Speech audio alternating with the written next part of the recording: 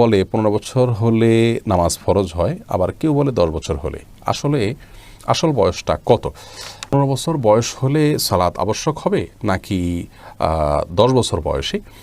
এ বিষয়ে বিশুদ্ধতর মত হলো আসলে প্রাপ্তবয়স্ক, ইসলামী শরীয়তের দৃষ্টিকোণ থেকে প্রাপ্তবয়স্ক বা বালেগ হওয়া বিষয়টি মূলত বয়সের সাথে নির্ভরশীল নয়। এটি নির্ভরশীল হলো বালেগ হওয়ার কোনো আলামত, কোনো নিদর্শন বালকের মধ্যে প্রকাশ পাওয়া যায় কি যায় না তার উপরে। মেয়েদের জন্য মাসিক আরম্ভ হওয়া, ছেলের জন্য স্বপ্নদোষ ইত্যাদি শুরু হওয়া, এটা হলো প্রাপ্তবয়স্ক হওয়ার আলামত। এগুলো যদি শুরু হয় তাহলে তাকে প্রাপ্তবয়স্ক ধরা হবে। এরপর থেকে তার জন্য সালাত, সিয়াম এগুলো আবশ্যক হয়ে যাবে, সকল বিধিবিধান তার জন্য প্রযোজ্য হয়ে যাবে। সে আর শিশু নয় ইসলামের দৃষ্টিকোণ থেকে। যদি কোনো মেয়ের বা কোনো ছেলের মধ্যে মাসিক হওয়ার এই আলামতগুলো প্রকাশ না হয়, হতে পারে শারীরিক কারণে আপনার এগুলো প্রকাশ হয় না অনেক বয়স হয়ে যাওয়ার পরেও, তাহলেও তার বালেগ হওয়ার সময়সীমা, সর্বশেষ সময়সীমা হবে 15 বছর বয়স হওয়ার পর।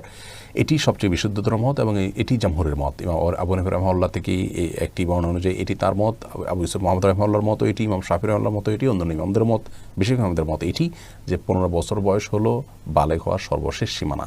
যদি আলামত 13 বা 12 বা 14 বছর বয়সে প্রকাশ পেয়ে যায় তাহলে তখন থেকে বালেগ, আর যদি আলামত প্রকাশ না হয় তাহলে সর্বশেষ 15 বছর বয়স হয়ে গেলে তখন থেকে প্রাপ্তবয়স্ক ধরা হবে এবং সালাত সিয়ামের বিধান আসবে। অতএব 10 বছর যদি কেউ বলে থাকেন তাহলে সেটি সঠিক নয়।